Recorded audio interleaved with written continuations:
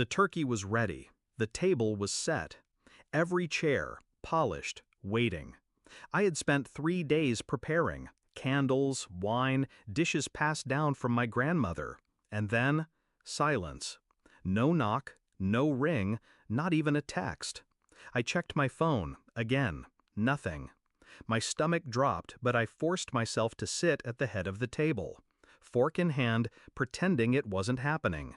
And then, my phone buzzed. It was my sister. A post. A smiling photo of her dinner table. Everyone crowded around. My parents, my brothers, cousins, all of them.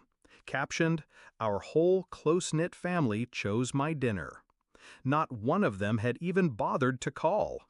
I'll admit, at first I just sat there, staring at the empty seats around me.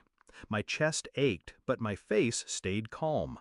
I've learned something about myself. I don't lash out. I don't scream. I wait. Because revenge, when served cold, is far more satisfying. It wasn't always like this. Growing up, I was the afterthought, the quiet one. My sister sparkled, my brothers joked, my parents bragged about them. Me, I was tolerated. But I kept giving. Holidays, birthdays, dinners, always the one who hosted, always the one who tried to keep the family stitched together. And each year they pulled farther away, pretending not to notice my efforts. Thanksgiving was supposed to be my proof, my chance to show them I could be the anchor too. Instead, it became my breaking point. I didn't confront them. I didn't send angry texts. I booked a vacation. The next morning, while my sister uploaded more photos of her perfect family dinner, I was boarding a plane. Somewhere warm, somewhere beautiful, somewhere very, very visible. Because if there's one thing my family loves more than themselves, it's appearances. I planned my posts with precision. Day 1, a casual beach photo. Nothing loud, just me with a drink, sunset glowing behind me. Day 2, a luxury resort pool, infinity edge melting into the horizon. Day 3, dinner at a 5-star restaurant. A single caption, "Grateful." And then the piece de resistance. A shot from the balcony of my private suite. Ocean stretching for miles. Hashtag Thanksgiving my way. The reaction was instant. My phone lit up with missed calls, messages, voicemails. My mother's voice, tight with panic. "Why didn't you tell us you were going away?" My father's clipped tone. "Are you trying to make us look bad?" My sister's hissed text. "Wow, way to embarrass the family." Embarrass them.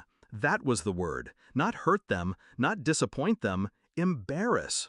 They hadn't cared about my empty table, but they cared about what the neighbors might say when they saw my photos. I didn't answer right away. I let them stew. The silence was intentional, calculated. For the first time, they weren't ignoring me. They were waiting on me. When I finally picked up, my sister's voice dripped with anger. "How dare you do this?" I smiled into the receiver, calm, collected, deadly. "How dare I? You all forgot me." No, scratch that. You didn't forget. You chose to exclude me. And now you're angry I chose myself? Silence. The kind that says you've struck the nerve they hoped you wouldn't.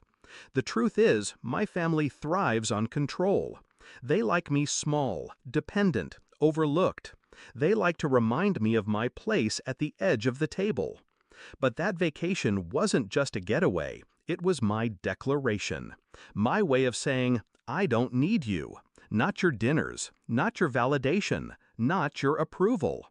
And they felt it. Every post, every like, every comment, they saw a version of me that no longer begged for scraps at their table.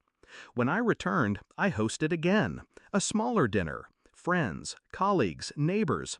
Laughter filled the room. Glasses clinked. The air warm with genuine connection. And once again, every chair was full. Except theirs. My family called, of course, asking if they could come by, if we could patch things up. I answered with the same restraint I always use. No, you made your choice, and so did I. Do I miss them? The idea of them, maybe, but not the reality. The reality was rejection, year after year.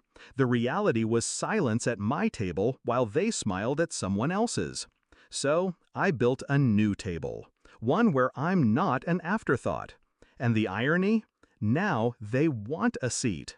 That's the thing about betrayal. It teaches you who belongs in your life, who deserves the best of you. And sometimes, the sweetest revenge isn't destroying the betrayer, it's outgrowing them so completely that their absence feels like freedom. I don't think about that empty Thanksgiving table anymore. Not with bitterness, at least. Because now I know it wasn't a loss. It was the first clear sign that I was meant to stand on my own. And the photos from that vacation, I keep them framed. Not as proof to anyone else, but as a reminder to myself, I stopped waiting for their invitation and started living without it.